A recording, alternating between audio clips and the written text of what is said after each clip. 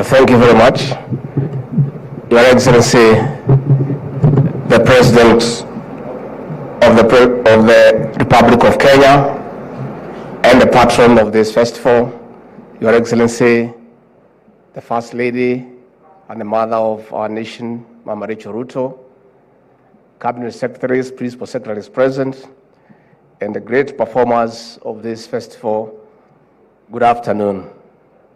God is good, and all the time. Your Excellency, I don't have much to say because if I say many things, I could spoil the mood in this auditorium. We have really enjoyed ourselves, and we continue to marvel at the diversity of our culture and traditions, and we really appreciate the Kenyan nation in its diversity. Your Excellency, as I watch the little young ones from DB Karatina, I appreciated once more the enormous responsibility God and the people of Kenya has placed in your hands to work hard, transform our economy, fix our social challenges, to prepare the future for those young children. Your Excellency, I was a dramatist in my earlier years before you confused me into these difficult things of governing a country. And I confirm, because I was an adjudicator once, the standard of this festival is extremely high. And I really want to say the productions were apt, the costume and decor was superb,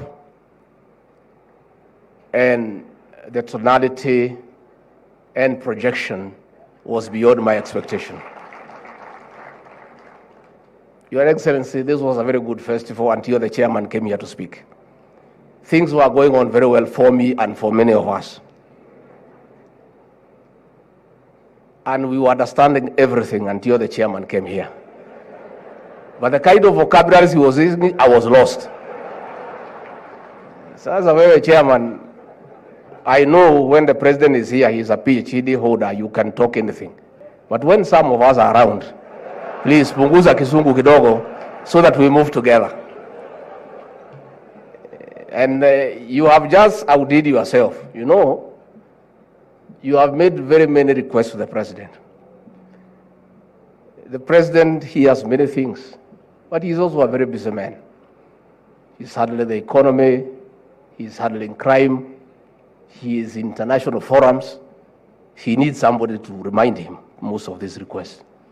So when you use those kind of vocabularies and you lose me, who is going to remind the president of all the requests you have made?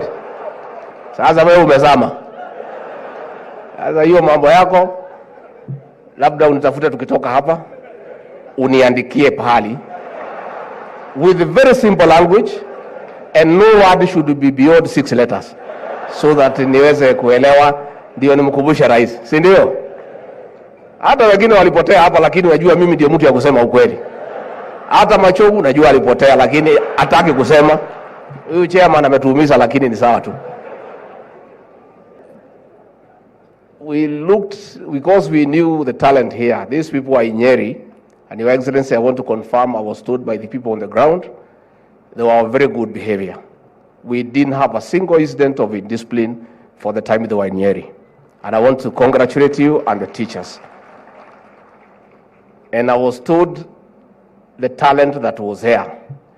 So nikaona hata sisi watu ya executive, tujipange kidogo so that we are not ambushed.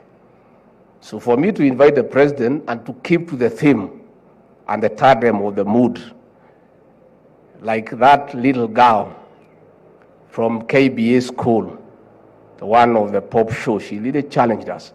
Hata sisi kwa executive tuko na mtu yetu ya hiyo maneno ya hiyo talent, na huyo ndio nataka akuje atayarishe rais, so that we keep to the mood and the whole atmosphere in the hall.